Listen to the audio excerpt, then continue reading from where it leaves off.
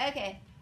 Black Cowboy, Wild Horses is the story of a man who used to be a slave, and this is after the Civil War, so it's the late 1800s.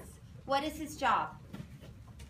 Jameson. To herd wild horses. He herds wild horses. Why do they need to herd wild horses? Like, that's right, they use them for transportation. Were there cars back in the 1800s? No. There weren't. Horses were used as their only means of transportation, so it was a business. You go out, you catch wild horses, and you sell them. You break them, you get them settled for riding, and then you sell them. Do you think it's an easy job? No. Raise a quiet hand and you can share what you think. Is it an easy job? Why or why not? Kelsey? No, because sometimes it might be hard to find the stallions. It's hard to find them. What else? Jameson? No, because they might not be able to find prints, or they might not be able to keep up with the herd. You might not be able to keep up with the herd, Elizabeth? Sometimes the herds are big, so it's probably not that easy to catch the full herd. Not just one horse, it's just dragging them around.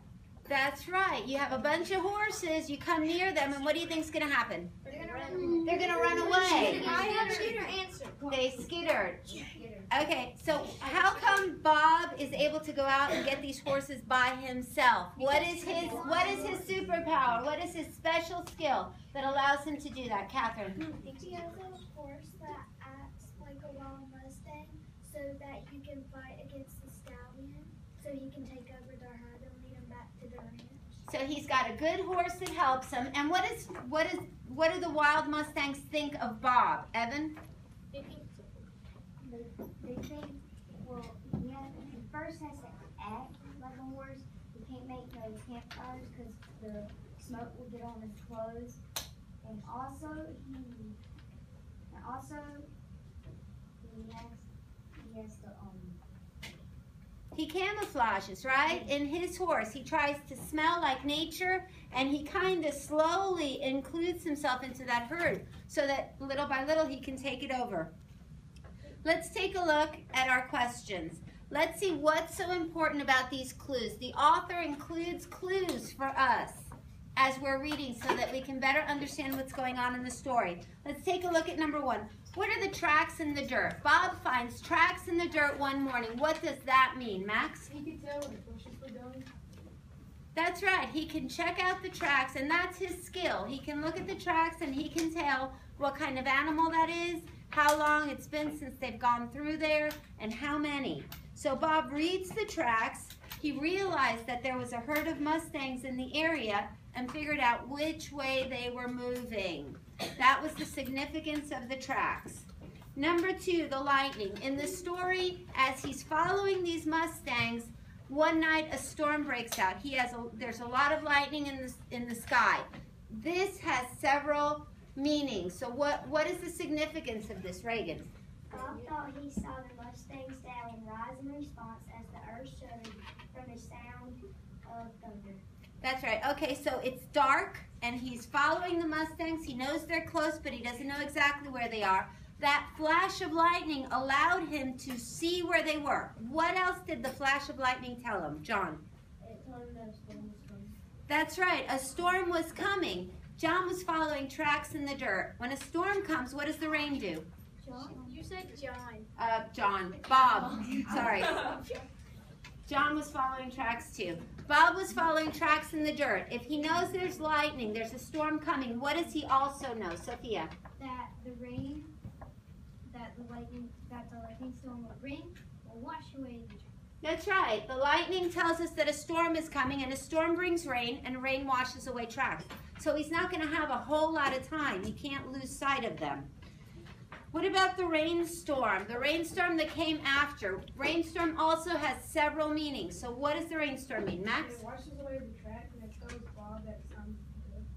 It washes away the tracks, and where does the rain go? It goes to the river. To the river. The rain falls. It's a dry area. The rain falls, and there's water accumulated in the riverbed. So Bob automatically knows that where there's water, what are the horses going to do? They're going to go drink the water. They're going to go drink it. So even if he loses sight of those horses, he can go near the riverbed and wait for them there because they're sure to go there to drink.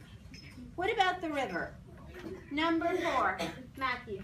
The river is where the horses go to drink, and that's where Bob can go and he can join the herd and see if the animals will accept him. That's right. So that's when he starts getting closer to the herd. He goes near the river, and he's close, and it's the first time he gets close enough to where they might sense him.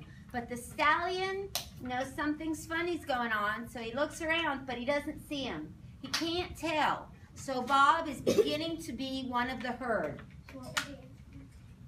The answer is, well, Bob knew that the wild horses were going there to drink, so he waited for them there. And that was the first time that he was able to get close to the herd without being seen. Number 5, the rattlesnake. The rattlesnake was a pivotal point in this story. What happened with the rattlesnake, Sophia? It bit the colt and killed, and since it killed the colt, the stallion didn't have the heart to fight. And so because it was sad. Yeah. Well, the mare, the mama of the baby colt's mother didn't want to leave. But the stallion, who's the leader of the pack, the leader of the herd, he pushed her along. Was it safe to be around the rattlesnake? No. No. The rattlesnake killed the colt. The mare was upset. Everybody was fussing. They were skittering about because there's a rattlesnake, and that's danger. In the midst of this confusion, what does Bob do? Kelsey. He was waiting because in the book it says that every animal that God creates needs a life, a longer life. So he was kind of messing around with it. And then when he turned around, it bit him. The colt. Yeah. Yes, but what about Bob? Bob didn't kill the rattlesnake because he said, exactly. Bob says, well, the rattlesnake's got a right to defend himself. All living creatures do. But he took advantage of that chaos that the rattlesnake caused to what, Matthew? Join the herd. Join the herd. So he leaned over on his horse and he entered the herd. Little by little, he got himself in there. There was so much confusion, none of the horses noticed he was there. And then he was in. Battle of the Stallions, number 6. Who can talk to me about the Battle of the Stallions? Who's the First of all, before you answer that, who's the stallion of a herd? The leader. The leader. It's usually one stallion and a bunch of what? Mares. Mares. So it's one leader and his mares. That's a herd. And the colts, the babies. So this herd had one stallion. But who else had a stallion? Bob. Bob was riding a stallion. That was his ride. So now talk to me about the Battle of the Stallions. Layla. Bob weakened the Mustang stallion so he could like control the rest of the herd. So he weakened him so he could control the herd and get him to follow him back to The corral. Yeah. That's right. So Bob's stallion Warrior, remember Warrior? He's got him trained to where Bob led Warrior to battle with the herd stallion. Bob's horse won. And since that stallion won, he became the leader of the herd. Bob's horse was cool because he got bitten and then he still jacked that. Well, he was a fighter. He was trained to do what he does. Bob's horse is a tool. It helps him do his job. And he has him well trained. So Bob's horse won the fight, so he became the leader of the herd. And that way, Bob's still on his stallion, but incognito, he's kind of hunched over, and they're not really noticing that it's a man on that horse. He led the Mustangs back to the corral. And who can talk to me about the corral? John? What, honey? The Battle of the Stallions. Bob led Warrior in the battle against the other stallion. Warrior won the fight and became the leader of the herd. That allowed Bob to lead the herd because the herd's going to follow the stallion. It's going to follow its leader. So Bob's horse became the leader, and Bob led his horse back to the corral. For Jameson. number 6, could we have said Bob became the leader of the herd? Did Bob really become the leader of the herd? Bob and Warrior. Warrior became the leader of the herd, and Bob controlled Warrior. So you're close. The corral. What happens at the corral? Matthew. That's where all the cowboys hang out, and that's where Bob brings the herd.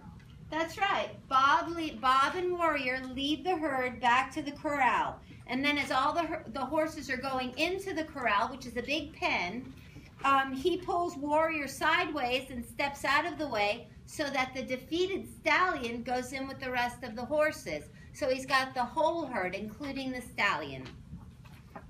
Isn't a stallion worth more money than the mares because he's a male? Might be, depends on who needs them.